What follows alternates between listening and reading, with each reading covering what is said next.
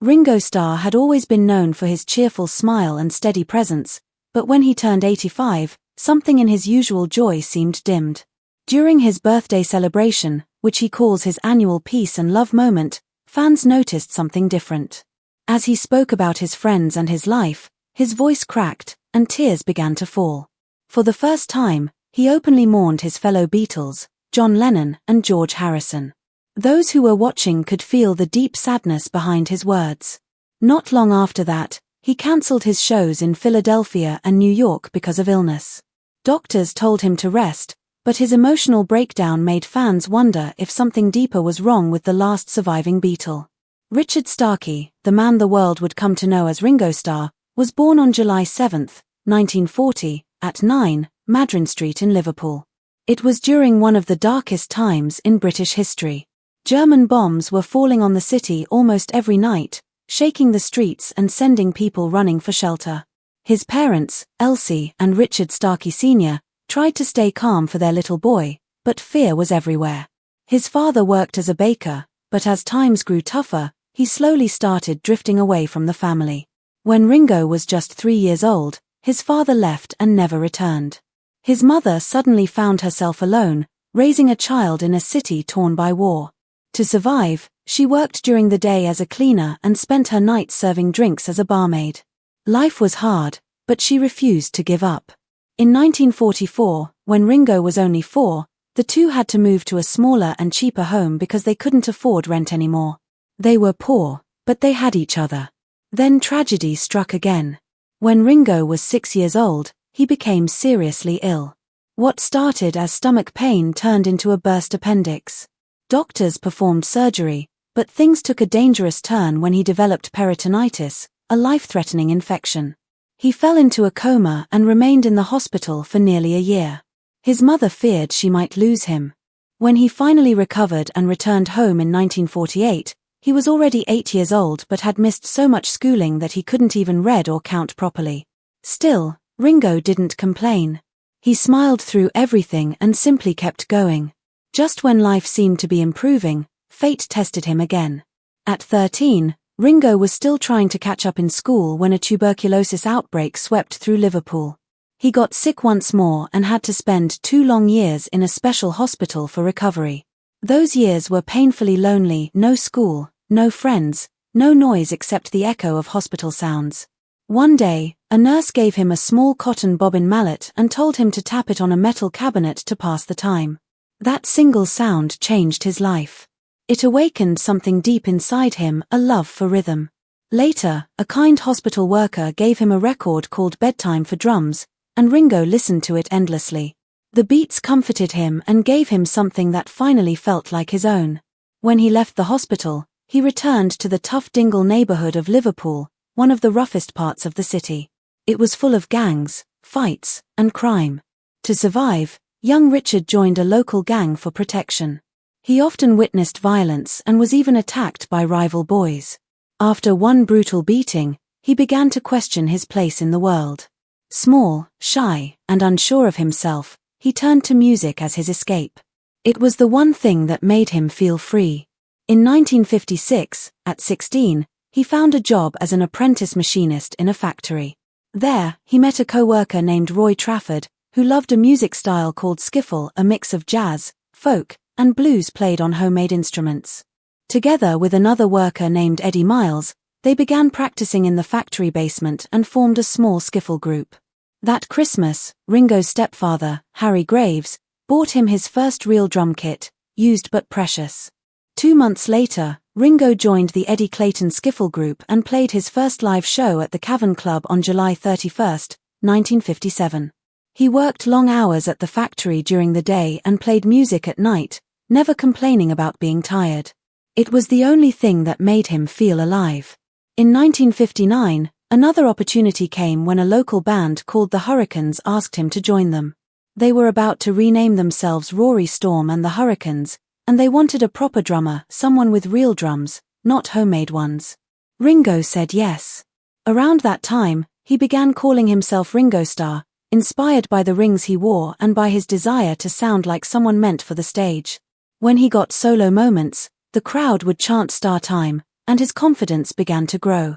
By 1960, Rory Storm and the Hurricanes were among Liverpool's biggest bands, even more popular locally than a little-known group called the Beatles. That same year, both bands were invited to perform in Hamburg, Germany, a city known for its wild nightlife. Ringo and his band played long, exhausting sets in bars filled with loud, drunken crowds. Drugs, alcohol, and trouble were everywhere. It was chaos, but Ringo somehow kept his calm. During that time, he first played with John, Paul, and George when their drummer, Pete Best, couldn't make a session. It was October 1960, and they were backing singer Lou Walters on a song called Summertime. Nobody could have guessed that this small moment would change music history forever. Over the next 2 years, Ringo's path kept crossing with the Beatles. In early 1962, Pete Best began missing shows, and Ringo filled in for him again. George Harrison later said that the first time Ringo sat behind their drums, he knew they had found the missing piece. But Ringo was still tied to his contract with the Hurricanes and didn't think much of it. Then, on August 16, 1962, everything changed. Pete Best was suddenly fired, and 2 days later, Ringo officially joined the Beatles. The reaction was not what anyone expected. Fans were furious. Crowds chanted Pete forever, Ringo never at shows, and George Harrison was even attacked and left with a black eye. People threw things on stage, and Ringo received death threats. He began to doubt whether he had made the right decision. When they started recording with producer George Martin at Abbey Road Studios in September 1962, Ringo faced another blow. Martin wasn't impressed with his drumming and brought in another drummer, Andy White, to record instead. Ringo was asked to play tambourine. Humiliated, he thought his career was over. But he didn't give up. During their early tours, the other Beatles played practical jokes on him to test whether he could handle pressure. They hid his drums, changed schedules, and teased him relentlessly. Ringo stayed calm through it all, and slowly, he earned their respect. His drumming style was different. He was left-handed but played on a right-hand kit, creating a unique rhythm that became part of the Beatles' signature sound. He practiced constantly, driven by fear of being replaced, but that nervous energy made him better. In 1964, right before the Beatles' first world tour, Ringo collapsed with a high fever and was diagnosed with tonsillitis. The band had to decide whether to cancel or replace him. They brought in Jimmy Nicol as a temporary drummer. Lying in a hospital bed, Ringo feared that history would repeat itself, that he'd be replaced just like Pete Best. But a week later, he rejoined the band in Australia, still weak but determined. When the Beatles arrived in America for the first time in February 1964, thousands of fans were screaming before their plane even landed. Ringo's playful personality and friendly face made him a fan favorite. Yet fame came with danger.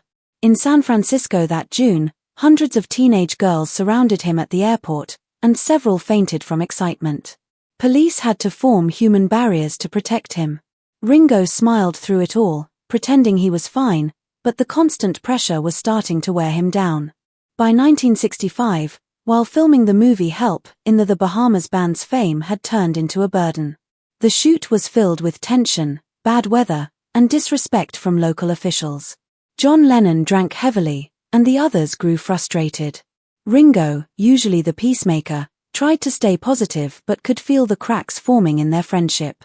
A year later, during their tour in Manila, a misunderstanding with the Philippine First Lady led to chaos.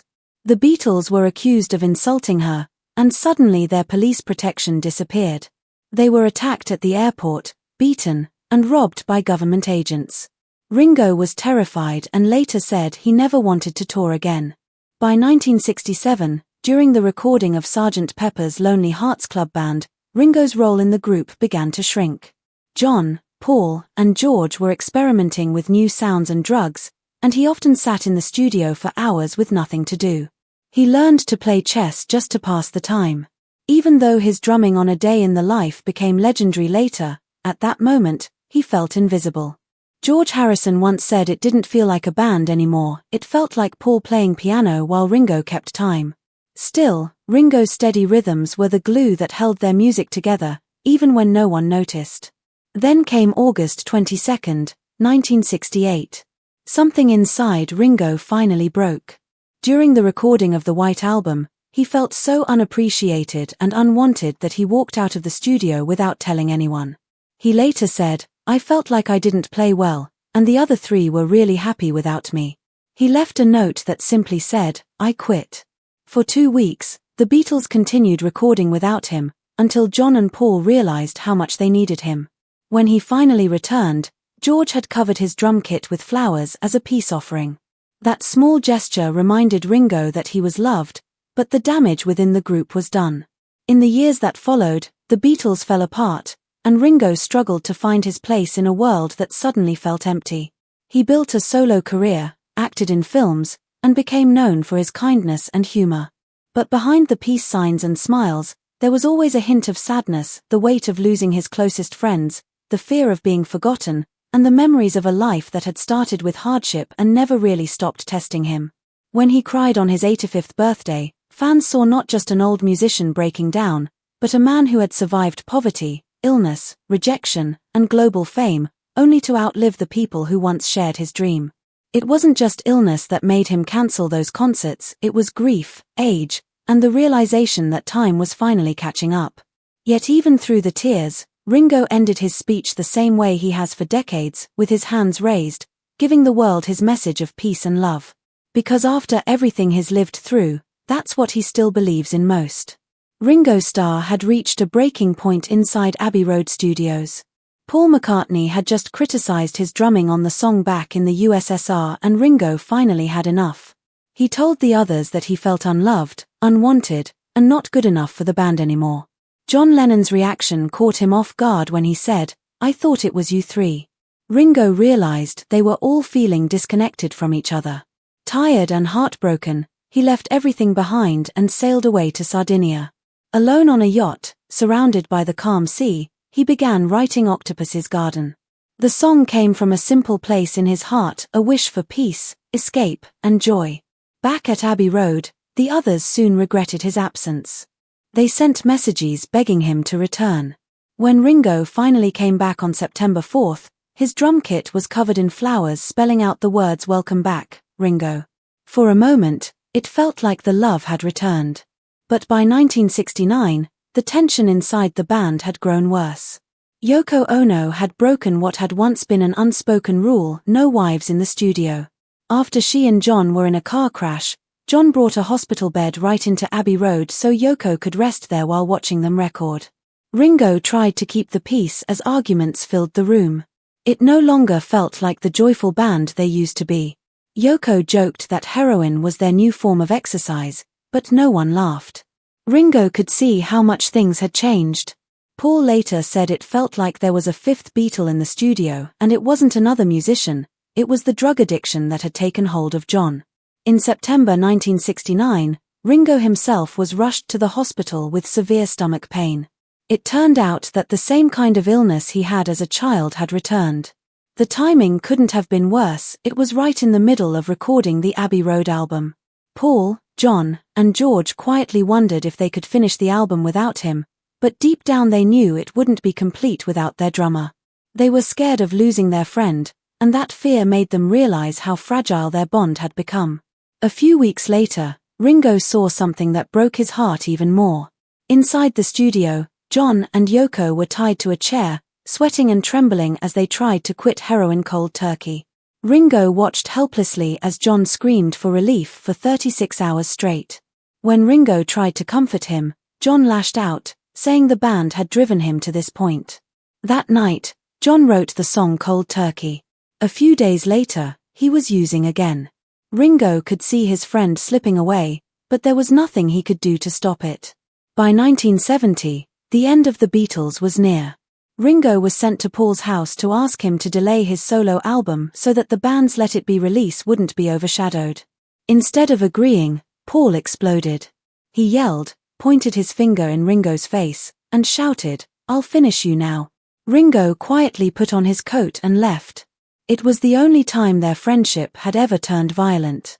Later, Ringo wrote a song called Early 1970, gently teasing Paul's new life on his farm and showing how far apart they had all grown.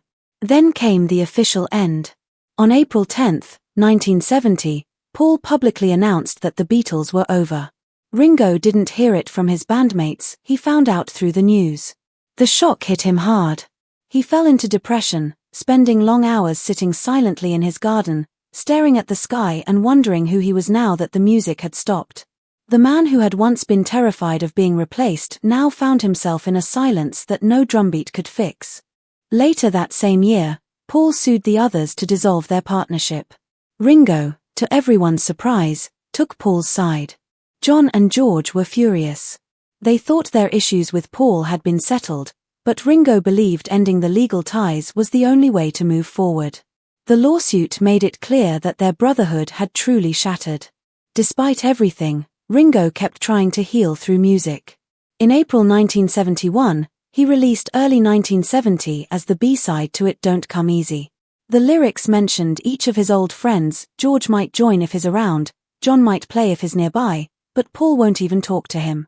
The song quietly revealed Ringo's pain, showing how much he still cared even though they had drifted apart. Money troubles soon followed. Their manager, Alan Klein, had kept the band's royalties locked up for years, leaving them with little control over their own income. By mid-1971, Paul was paying his new band out of his own pocket, while Ringo struggled to release his solo projects. His album Sentimental Journey came out around the same time as Paul's solo debut, but it was overshadowed completely. Even though it sold 500,000 copies in 2 weeks, it never reached the success he had hoped for. He realized then that no matter how much love he poured into his work, his past with the Beatles would always follow him like a shadow. But there were still moments of light. On August 1, 1971, George organized the concert for Bangladesh, one of the first major benefit concerts in history. John agreed to join until he found out Yoko wasn't invited to perform, and he walked out. Paul refused to attend. Only Ringo showed up, standing proudly beside George and playing for thousands of fans. He smiled on stage, hiding the pain behind his eyes. The cheers were loud, but to him, it felt more like a farewell than a reunion. By 1973, Ringo finally had a huge solo hit. His song Photograph, co-written with George Harrison, became #1 in the US, Canada, and Australia. It sold over 1 million copies and gave him his biggest solo moment. After years of heartbreak, he finally stood in the spotlight by himself and the world applauded. Years passed, and Ringo found ways to keep going. In 1989, he formed the All-Star Band and returned to the stage after more than 2 decades away from touring. The early shows were rough, and critics laughed at the idea of him leading a band. But Ringo didn't care. He played Beatles songs, his own hits, and even let his bandmates perform theirs. Fans cried with joy seeing him behind the drums again. The All-Star Band would go on to tour for over 30 years, proving his love for music had never faded. In 1998, Ringo released the album Vertical Man, which featured contributions from George Harrison, Paul McCartney, Ozzy Osbourne, and Tom Petty. Despite the big names, Ringo struggled to pay for the studio. When a secretary came by to collect rent, he asked her to play cello on a track and she agreed. When George sent over his guitar parts for the album, Ringo burst into tears, whispering, "You've got me crying, you bugger." The bond between them, though quieter now, was still there. His acting career had its ups and downs. In 1969, Ringo starred in The Magic Christian alongside Peter Sellers. It was meant to be a funny film, but the shocking and strange scenes made him uncomfortable, especially those involving nudity. Critics hated it and called it tasteless. Ringo later admitted he had been embarrassed and learned to be more careful about his film choices. Years later, in 1981, he starred in the comedy Caveman. While filming, he broke his arm badly, forcing him to rest. But that injury brought him closer to his co-star, Barbara Bach. They fell in love and were married soon after the film ended. The movie wasn't a big hit, but it led to one of Hollywood's longest-lasting marriages. During the 1970s, Ringo also tried his hand at furniture design, starting a company with designer Robin Cruikshank. They created expensive custom furniture and even made tables with Rolls-Royce grills built into them. But the market wasn't interested, and by the mid-1980s, the business collapsed, costing Ringo a fortune. He learned that creativity didn't always mean success in business. In the 1980s, Children loved hearing Ringo's calm voice as the narrator and Mr. Conductor on Thomas the Tank Engine. He became part of childhood memories for millions. But in 1989, a contract dispute led to him being replaced by American comedian George Carlin. Fans were devastated.